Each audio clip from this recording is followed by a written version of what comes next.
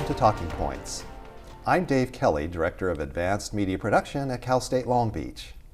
Today we're going to be talking about the science behind food safety and food security. My guest today is Dr. Cheryl Rock. Dr. Rock is an Associate Professor of Food Science and Technology. Welcome, Cheryl, and thank you for joining us on Talking Points. Thank you, Dave. I'm honored to be here. Well, as we talk about food security and food safety, we're really talking about the food system. And the food system has evolved a lot in the last 100 years or so because of the advance of technology and scientific applications.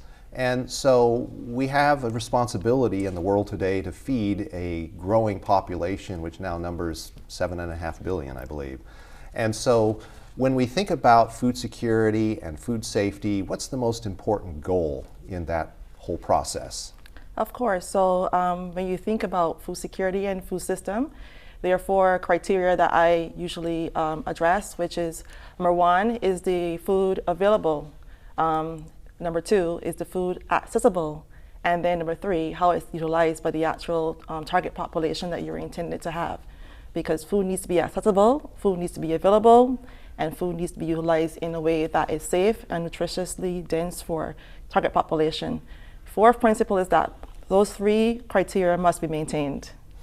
Okay, and when we talk about nutrition, because we all eat because we want to eat nutritious food and we need the fuel for all the work that we do, but there's something that's just as important as nutrition, and that is, in today's world, shelf life. And so in order to have shelf life, we need to use preservation techniques. And not everyone has the opportunity to go to the farmer's market, so they need to rely on the grocery stores and so on that have shelf life. So how can we be sure that our food is safe today, and how is technology helping us in that process?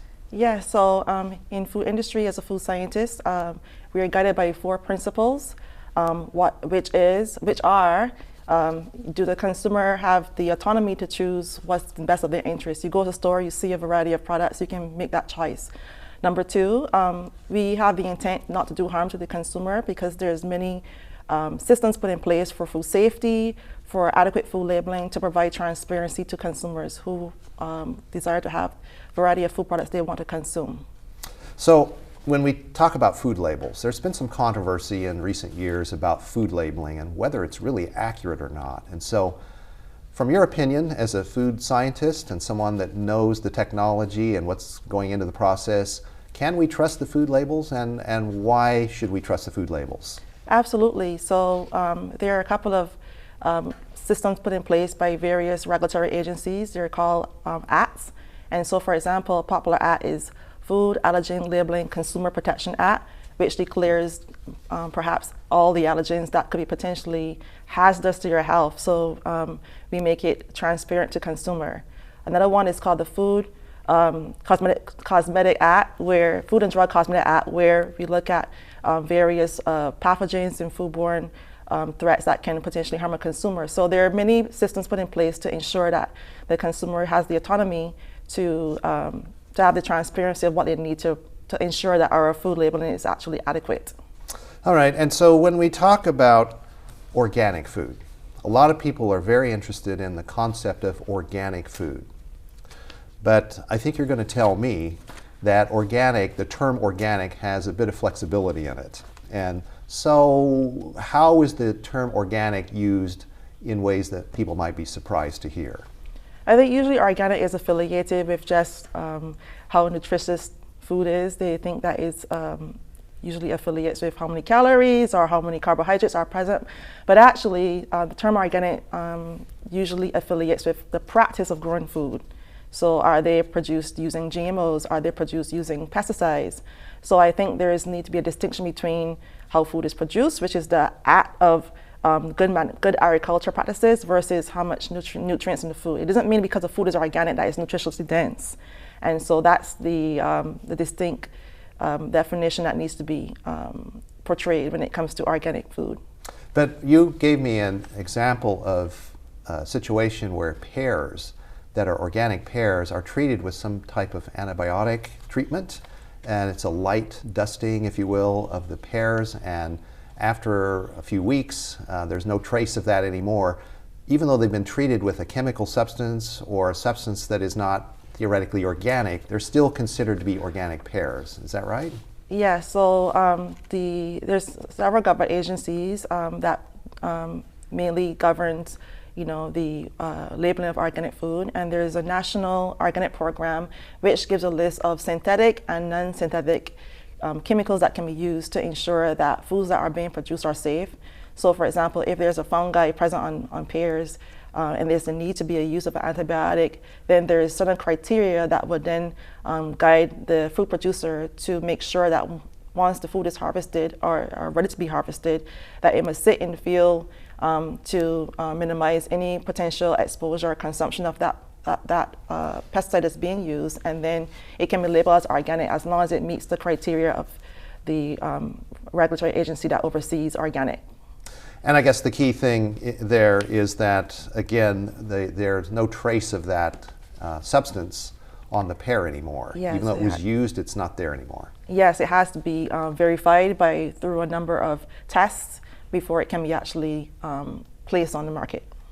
Okay, and so when we talk about organic food, there's also some risk associated with organic food if it's truly raw, unpasteurized, and so forth. And so what are the risks involved in eating food that's not treated with anything? Yeah, so foods naturally contain microorganisms, usually in the form of bacteria, yeast, and mold. More of concern bacteria, and so if they're allowed to grow on food, they can present some hazards that can cause foodborne illness. And there's 4 major target groups that can be affected, mainly the young ones, elderly, pregnant, and those who are immunocompromised. So if food is not treated in a way that can minimize or eliminate the risk of foodborne illness, that can potentially result in death. And so various technologies have to be considered when thinking about minimizing potential risks that can cause harm to consumer.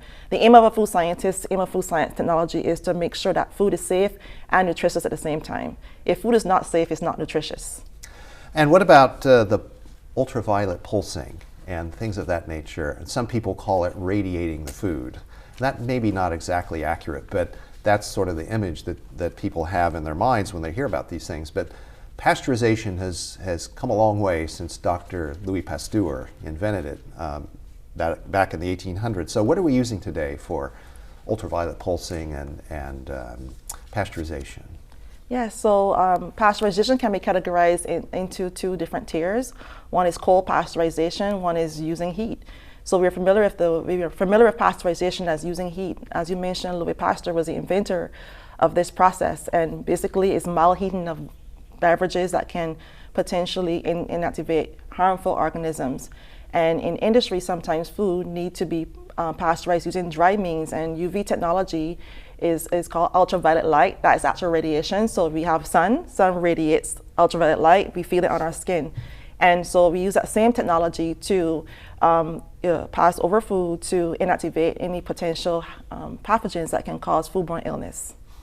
Okay, and so we're kind of giving what Mother Nature gave us and utilizing it just a little differently, but the same kind of idea that, as you said, ultraviolet light is natural, comes from the sun. Yes. Okay, and I want to talk about GMOs now and moving into the area of GMOs. And of course, GMO stands for genetically modified organism. And a lot of people are concerned about this, and they don't like the idea of organisms being modified through genetic manipulation in the lab. Let's talk about that for a moment.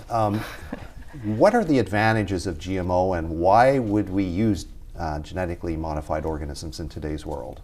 Yeah, so I guess a great analogy is like any technology has to advance. And of course, we talk about a little bit about food security, making food accessible to different geographical locations that may have droughts, may have famine, may have been impacted by a major natural disaster. And so one of the main advantages of genetically modified organisms indeed is to increase food yield and food security. And basically one example of that technology being utilized to ensure food security and minimize disease is the example of golden rice, where the rice was made to produce carotenoids to prevent night blindness. So there can be some helpful additives because of genetically modifying organisms. And I think you mentioned that, because we have such a large population, we have a responsibility to try to feed as many people as possible, and hopefully everyone if we can. And so we have to rely on science and technology these days because of weather situations and climate where we have droughts. Yes. So I know they've used genetic modification to make plants more drought resistant, also to resist certain kinds of pests. Or they're more hardy plants, let's just put it that way. So is this part of the philosophy that we have to take advantage of science and use it in a positive way to keep the food supply abundant? Yes, absolutely. I think one of the major issues regarding GMOs is just the lack of knowledge around the technology itself. And so once consumers are more aware of what the technology involves, then maybe they may be more receptive to it. Because honestly, 90% of the food in the grocery stores is basically genetically modified or have some form of genetic modification in the food matrix. And so pretty much, I guess just being more educated about the subject area may help in that regard. Look at the example of corn. I mean, the corn that would have existed maybe decades ago is now the commercial corn that we do consume in our diet. Even banana. A lot of the food that we eat now would have been rendered unedible if we had not had genetic technology to produce hybrids that we can actually consume. And you mentioned things like making crops more resistant to pests, because that is also a part of our food security. If we don't have food, how can we eat? And also shelf life. We've been talking about shelf life, and so if the crops can produce grains or fruits that have a bit more shelf life, isn't that to our advantage as well? Oh, absolutely. I think the main mantra is just, first, food safety. We want to also, reinforce the four criteria of food security: making food accessible, making food available, how it's utilized, and then making sure that whole entire system is sustained, because that's how food is integral to our survival. And so with the emergence of new pests, new viruses, new bacteria, technology has to advance to ensure that food is available to consumers 24/7, 365 days a year. And we only have about a minute before we go to the break. Absolutely. So I'm going to ask you, the folks that are anti-GMO, do they have a legitimate concern? Is there ever a concern that's legitimate in that area? Absolutely. With everything, you should have a concern. There's certain perceived risks and benefits. And so pretty much how we'll address this answer is that, you have to come from an ethical approach. Autonomy. Are the consumers aware about what's in their food? Beneficence. Does the risk outweigh the benefits? Is there intent to do harm? And is there fair access to food to every individual across the world 24/7, 365 days in a year? And on that note, we're going to go to the break. So stay with us. When we come back, we're going to talk about Frankenfoods, which is a reference to Frankenstein. You won't want to miss it. Stay tuned.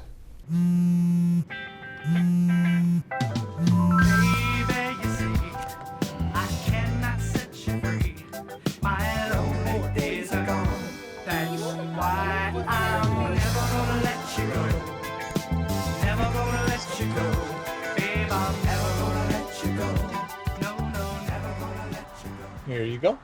Thank you. Thank you.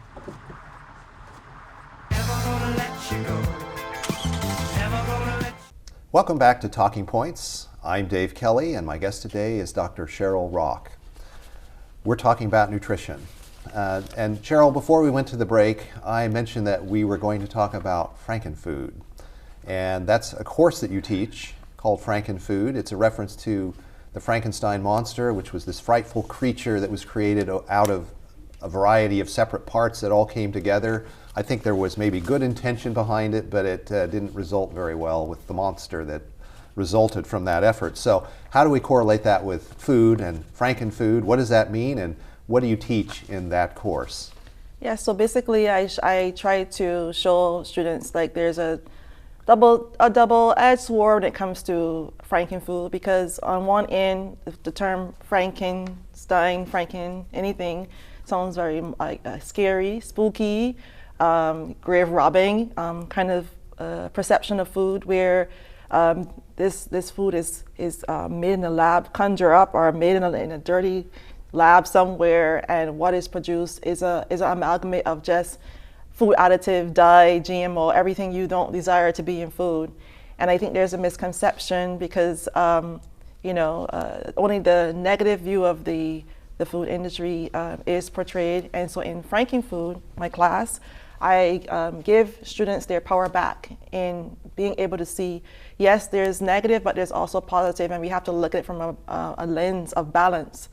And so once they're able to see the lens of balance and validate their own misconceptions and beliefs, then they have the power now to make decisions, and then also spread information that is unbiased and not deceptive to themselves and to their friends and family, and potentially their clients, for those who desire to be experts in nutrition, dietetics, and health sciences. So it's mainly about just taking the essence of what Franking food mean and knowing that food is an amalgamate of many things, not just additives, but also nutrients and vitamins and minerals, and it's composed to make one product that you can make available to sustain your very existence.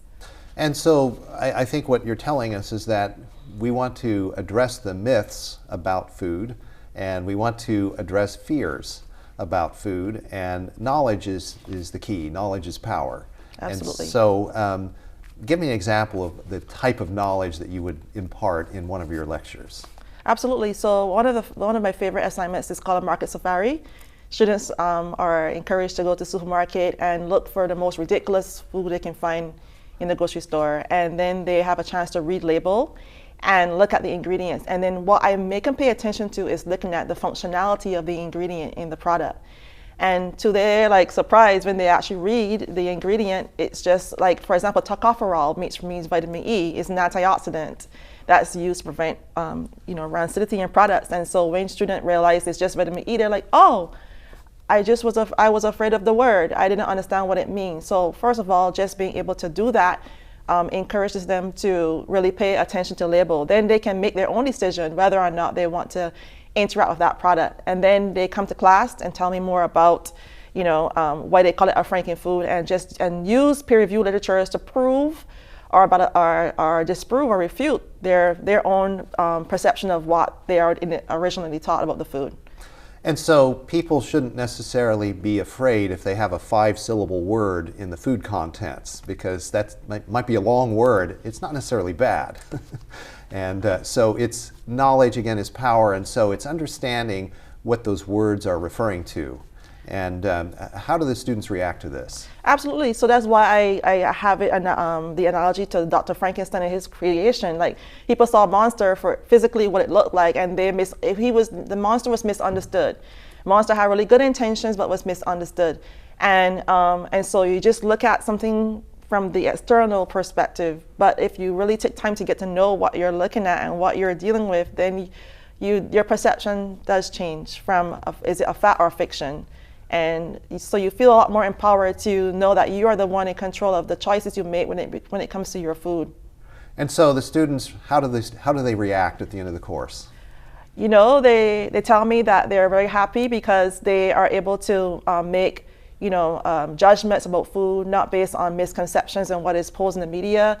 They are aware of all the appeals that documentaries try to impose on them. So they have to look at it from a wider perspective. Logically, or is this fact truthful? Ethically, does it really eliminate certain people? And third, emotionally, is this only making me mad, or I'm not able to see the full picture because I'm too overwhelmed by emotion? So if I'm able to dissect an argument and really understand how to approach, my food, and I can be a better, more diligent about my food choices, because what I buy, I vote for. So once I know what I'm purchasing, then my decisions can inform the industry on what to produce. So I get to see what I want because I have the power now, and I don't have to be afraid of what I eat because I know how to approach the argument from both lenses. Let's move now to another area of food labeling that's always been interesting to me, and that is the issue here in California of dairy cows and dairy products. And when you buy a dairy product in California, you're going to see on the label that this dairy product was produced from cows that are not treated with bovine growth hormone. And then at the same time, on the same label, it says right below that, however, there is no evidence that bovine growth hormone causes any problems with dairy products. So why are we getting that double message on the label? If it doesn't cause a problem with the hormones, and if the hormones are okay, why do we need that kind of labeling?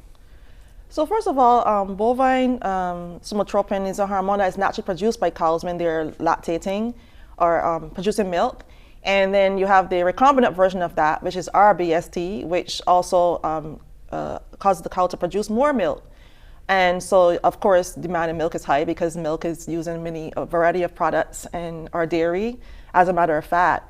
But there have been studies that have been conducted to look at the long-term effects of consuming milk that may contain traces of this hormone, and it showed that they're like 0.9%. There's no effect literally from consuming this, and also they say there's no difference because once the milk is pasteurized, the hormones are usually proteins, and heat destroys proteins. So pretty much it's null there, but they have to make sure that consumers are aware that cows do produce or have been treated with RBST, which there's no significant difference between the two. Just one is recombinant, one is not, but it just relates to how much milk is produced. So in other words, they're not treated with RBST, so if you're concerned about RBST, it's not in the product. Yes. And then, however, if it is somehow, or if it were, it wouldn't be a problem anyway because of the reasons you just explained. Yes, yes. And actually, like I said, it's a natural hormone produced for cows to lactate, to produce milk, so. Okay, all right. So let's move on to the next issue, which is about labels involving carcinogens. And so you will see this in, we have a prop, I think it's Prop 65, that requires the labeling of anything that has any carcinogenic materials in it, chemicals, etc. And basically carcinogenic, the term carcinogenic means it can lead to or has been shown to lead to cancer. However, the levels of carcinogen in most of the products are so low that they don't pose any real risk of cancer. It takes high volumes of carcinogens in many cases for it to really be a problem. So how should consumers address the issue of carcinogens in their food, and what levels are we talking about that would be necessary to actually cause cancer in most of these things?